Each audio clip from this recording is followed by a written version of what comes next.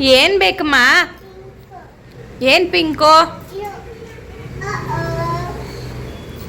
ಏನು ಬೇಕು? ಪಿಂಕ್ ಏನು?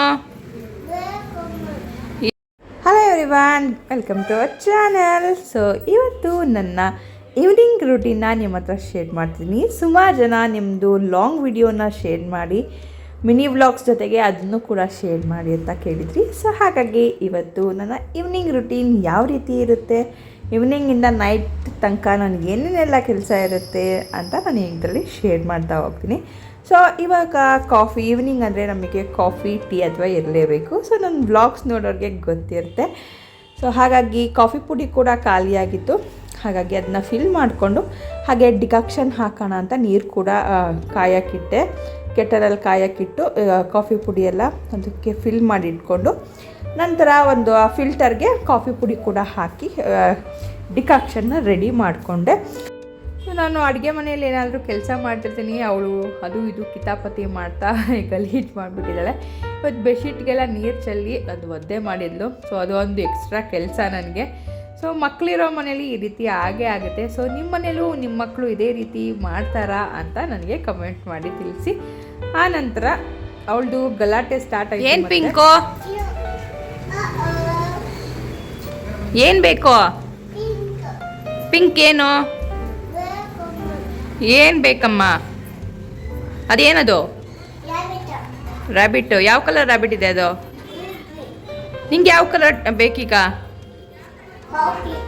ಹಾಪ್ ಅನ್ನುತ್ತೆ ಅದು. ಹೆಂಗೋಗುತ್ತೆ ತೋರಿಸು, ಬಾ ಇಳಿದು ತೋರಿಸು ಹೆಂಗೋಗುತ್ತೆ.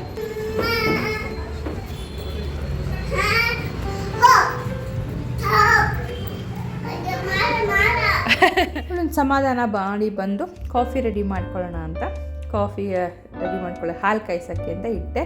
ಹಾಲು ಕಾಯಿಸೋಕ್ಕೆ ಇಟ್ಟು ಹಾಗೆ ಪಾತ್ರೆಗಳೆಲ್ಲ ಜೋಡಿಸ್ಕೊತಾ ಇದ್ದೀನಿ. ಸೊ ನಾರ್ಮಲಾಗಿ ನಾನು ಇದೇ ರೀತಿ ಮಲ್ಟಿ ಟಾಸ್ಕಿಂಗ್ ಮಾಡೋಕ್ಕೆ ಇಷ್ಟಪಡ್ತೀನಿ. ನಾವು ಒಂದೇ ಕೆಲಸ ಮಾಡ್ತಾ ಬೋರ್ ಆಗಿಬಿಡುತ್ತೆ, ಕೆಲಸ ಮಾಡೋಕ್ಕೆ ಇಂಟ್ರೆಸ್ಟ್ ಬರೋಲ್ಲ, ಮತ್ತು ಬೇಗ ಬೇಗ ಕೆಲಸ ಕೂಡ ಆಗೋಲ್ಲ, ತುಂಬ ಕೆಲಸ ಇದೆ ಅಂತ ಅನಿಸುತ್ತೆ. ಹಾಗಾಗಿ ಸುಮಾರು ಜನ ಕೇಳ್ತೀರಾ, ಸೊ ಹಾಗಾಗಿ ಹೇಳಿದೆ ಇದೇ ರೀತಿ ನಾನು ಕೆಲಸಗಳನ್ನ ಬೇಗ ಬೇಗ ಮಾಡ್ಕೊಳ್ಳೋಕ್ಕೆ ಟ್ರೈ ಮಾಡ್ತೀನಿ. ಹಾಗೆ ಎಲ್ಲ ಪಾತ್ರೆಗಳನ್ನೆಲ್ಲ ನೀಟಾಗಿ ಜೋಡಿಸಿ ಎತ್ತಿಟ್ಕೊಂಡು ನಂತರ ಕಾಫಿ ಕೂಡ ರೆಡಿ ಮಾಡಿಕೊಂಡೆ.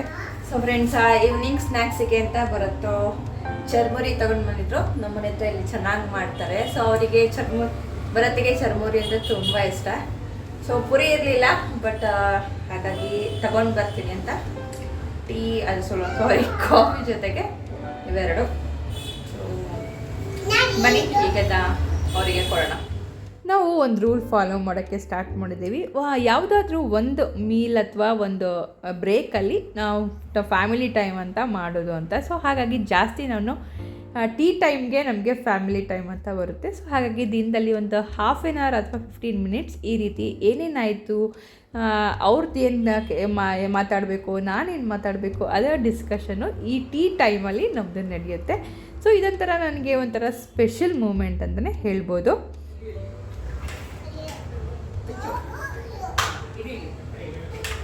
ಟೀ ಎಲ್ಲ ಕುಡ್ದಾದ್ಮೇಲೆ ಅವ್ರವ್ರ ಕೆಲಸ ಮಾಡೋಕ್ಕೆ ಹೋದ್ರು. ಧೃತಿ ಆಟಾಡೋಣ ಬಾ ಅಂದ್ಲು. ಸೊ ಹಾಗಾಗಿ ಅವಳ ಜೊತೆ ಬ್ಲಾಗ್ಸಲ್ಲಿ ಆಟಾಡ್ತಾ ಇದ್ದೀನಿ. ಸೊ ಏನಾದರೂ ಇದೇ ರೀತಿ ಅವಳಿಗೂ ಟೈಮ್ ಪಾಸ್ ಆಗಬೇಕು ಅಲ್ವಾ. ಸೊ ಇಲ್ಲಾಂದರೆ ನಾನು ಹಿಂದೆ ಮುಂದೆ ಸುತ್ತಾ ಇರ್ತಾಳೆ. ಸೊ ಕೆಲಸ ಮಾಡೋಕ್ಕೆ ಬಿಡಲ್ಲ. ಹಾಗಾಗಿ ಅವಳಿಗೋಸ್ಕರ ಒಂದು ಸ್ವಲ್ಪ ಹೊತ್ತು ಟೈಮ್ ಕೊಟ್ಟರೆ ಅವಳ ಪಾಡಿಗೆ ಅವಳು ಆಟ ಆಡ್ತಾಳೆ. ಸೊ ಮಕ್ಕಳಿಗೆ ಅವಳ ಅಟೆನ್ಷನ್ ಬೇಕೇ, ಪೇರೆಂಟ್ಸ್ ಅಟೆನ್ಷನ್ ಬೇಕಾಗೇ ಇರುತ್ತೆ ಸ್ವಲ್ಪ ದೊಡ್ಡವರಾಗೋ ತನಕ. ಆಮೇಲೆ ಅವ್ರ ಪಾಡಿಗೆ ಅವರು ಹೋಮ್ವರ್ಕು ಅದು ಇದು ಅಂತ ಮುಂದೆ ಹೋಗ್ತಾ ಇದ್ದೇ ಇರುತ್ತೆ ಅಲ್ವಾ.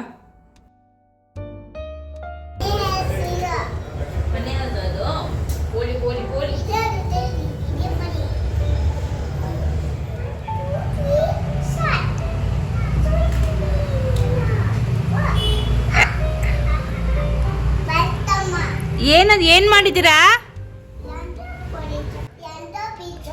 London bridge.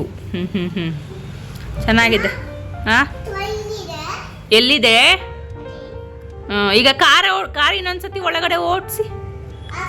ಹಾಂ, ಕಳಿಸಿ ಆ ಕಡೆಯಿಂದ ನೋಡೋಣ. ಅದೇ ಅದು ಲಂಡನ್ ಬ್ರಿಡ್ಜಿಂದ ಕಳಿಸಿ.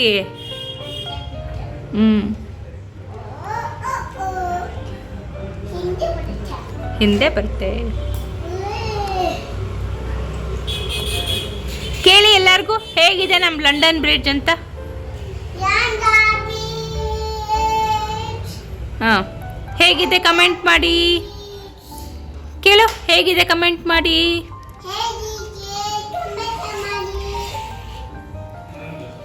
ಇದೆಲ್ಲ ಆದಮೇಲೆ ದೀಪ ಹಚ್ಚಬೇಕಿತ್ತು. ಸೊ ಸಂಜೆ ಆಚೆ ಕಡೆ ದೀಪ ಹಚ್ಚಿಟ್ಟು ಬಂದು ನಂತರ ಸೊ ಫ್ರೆಂಡ್ಸ್ ಇಷ್ಟೋ ತನಕ ಧೃತಿ ಜೊತೆ ಆಟ ಆಡಿದ್ದಾಯಿತು. ಸೊ ದಿನದಲ್ಲಿ ಒಂದು ಸ್ವಲ್ಪ ಹೊತ್ತಾದರೂ ಅವಳ ಜೊತೆ ಆಟ ಆಡ್ತೀನಿ. ಒಬ್ಬಳೇ ಯಾವಾಗಲೂ ಆಟ ಆಡ್ತಿರ್ತಾಳೆ. ಯಾವಾಗಲೂ ನನ್ನ ಜೊತೆ ಇದ್ರೂ ಅವಳ ಜೊತೆ ಅವಳಿಗೆ ಅಂತ ಒಂದು ಸ್ವಲ್ಪ ಹೊತ್ತು ಟೈಮ್ ಕೊಡೋದು ಒಂಥರ ಬೇರೆ ಥರ ಅನಿಸುತ್ತಲ್ವ. ಸೊ ಅವಳಿಗೂ ಒಂಥರ ನನ್ನ ಜೊತೆ ಇನ್ನೊಂದು ಥರ ಬಾಂಡಿಂಗ್ ಕ್ರಿಯೇಟ್ ಆಗುತ್ತೆ. ಹಾಗಾಗಿ ಸ್ವಲ್ಪ ಹೊತ್ತು ನೋಡಿ ವೀಕೆಂಡ್ಸಲ್ಲಿ ಬರೋದ ಜೊತೆ ಆಟ ಆಡ್ತಾಳೆ. ಸೊ ಅವ್ರಿಗೆ ಇವತ್ತು ಕೆಲಸ ಇದೆ. ನಾರ್ಮಲ್ ಡೇಸಲ್ಲಿ ಅವರು ಕೂಡ ಅವಳ ಜೊತೆ ಸ್ವಲ್ಪ ಹೊತ್ತೊಂದು ಅರ್ಧ ಗಂಟೆ ಮಾಡ್ತಾರೆ. ಅವ್ರಿಗೆ ಇವಾಗ ಮಂತ್ ಎಂಡ್ ಇರೋದ್ರಿಂದ ಸ್ವಲ್ಪ ಕಷ್ಟನೇ.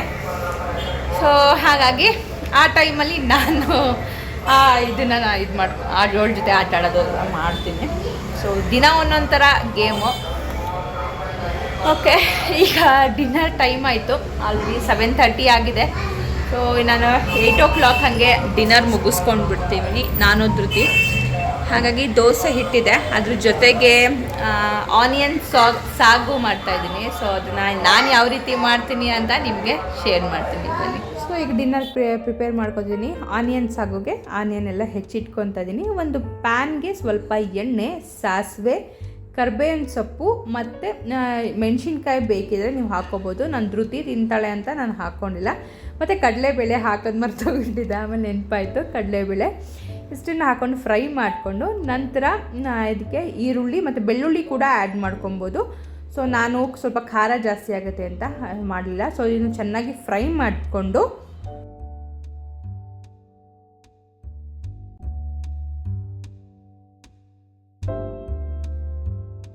ಈರುಳ್ಳಿ ಕಲರ್ ಚೇಂಜ್ ಆದಮೇಲೆ ಅದಕ್ಕೆ ಸ್ವಲ್ಪ ಅರಿಶಿನ ಹಾಕ್ಕೊಂಡು ಚೆನ್ನಾಗಿ ಹಸಿ ವಾಸನೆ ಹೋಗೋ ತನಕ ಫ್ರೈ ಮಾಡ್ಕೊಳ್ಳಿ. ನಂತರ ಒಂದು ಬೌಲಿಗೆ 1-2 ಟೇಬಲ್ ಸ್ಪೂನ್ ಕಡಲೆ ಹಿಟ್ಟು, ಸ್ವಲ್ಪ ನೀರು ಹಾಕಿ ಗಂಟಾಗದಲ್ಲೇ ಇರೋ ರೀತಿ ನೀಟಾಗಿ ಮಿಕ್ಸ್ ಮಾಡಿಕೊಂಡು ಆ ಈರುಳ್ಳಿ ಮಿಕ್ಸ್ಚರ್ ಏನಿರುತ್ತೆ ಸೊ ಅದಕ್ಕೆ ಹಾಕಿ ನೀಟಾಗಿ ಮಿಕ್ಸ್ ಮಾಡ್ಕೊಳ್ಳಿ. ಇಲ್ಲೂ ಕೂಡ ಗಂಟಾಗಬಾರ್ದು. ನೀಟಾಗಿ ಮಿಕ್ಸ್ ಮಾಡಿಕೊಂಡು ನಿಮ್ಮ ಕನ್ಸಿಸ್ಟೆನ್ಸಿ ನೋಡಿ ಅದಕ್ಕೆ ಉಪ್ಪು, ಹುಳಿ, ನಿಂಬೆಹಣ್ಣಿನ ರಸ ಹಾಕಿ ಅದೆಲ್ಲ ಹಸಿ ವಾಸನೆ ಹೋಗೋ ತನಕ ಚೆನ್ನಾಗಿ ಕುದಿಸ್ಕೊಂಡ್ರೆ ಆನಿಯನ್ ಸಾಗು ರೆಡಿ ಆಗುತ್ತೆ. ಇದನ್ನು ಚಪಾತಿ, ಪೂರಿ, ದೋಸೆ ಯಾವುದ್ರ ಜೊತೆ ಬೇಕಾದ್ರೂ ನೀವು ಸರ್ವ್ ಮಾಡ್ಬೋದು.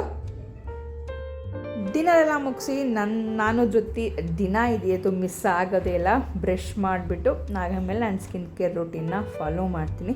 ಸೊ ನಿಮಗೇನಾದರೂ ನನ್ನ ನೈಟ್ ಟೈಮ್ ಅಥವಾ morning time skin care routine ನಿಮಗೆ ಬೇಕಾಗಿದೆ ಅಂದರೆ ಕಮೆಂಟ್ ಮಾಡಿ ತಿಳಿಸಿ, ನಾನು ಅದನ್ನು ನಿಮಗೆ ಶೇರ್ ಮಾಡ್ತೀನಿ. ಸೊ ಸುಮಾರು ಜನಕ್ಕೆ ಡೌಟ್ಸ್ ಇರುತ್ತೆ. ಸುಮಾರು ವೀಡಿಯೋಸ್ ಎಲ್ಲ ಕೇಳಿದ್ದೀರಾ. ಹೋಮ್ ಟೂರ್ ಆಗಿರ್ಬೋದು ಅಥವಾ ನಮ್ಮ ಮ್ಯಾರೇಜ್ ಸ್ಟೋರಿ ಆಗಿರೋದು ಎಲ್ಲ ಕೇಳಿದ್ದೀರಾ. ಸೊ ಖಂಡಿತವಾಗ್ಲೂ ನೆಕ್ಸ್ಟ್ ಬರೋ ವೀಡಿಯೋಸಲ್ಲಿ ನಾನು ಅದನ್ನೆಲ್ಲ ಶೇರ್ ಮಾಡ್ತೀನಿ.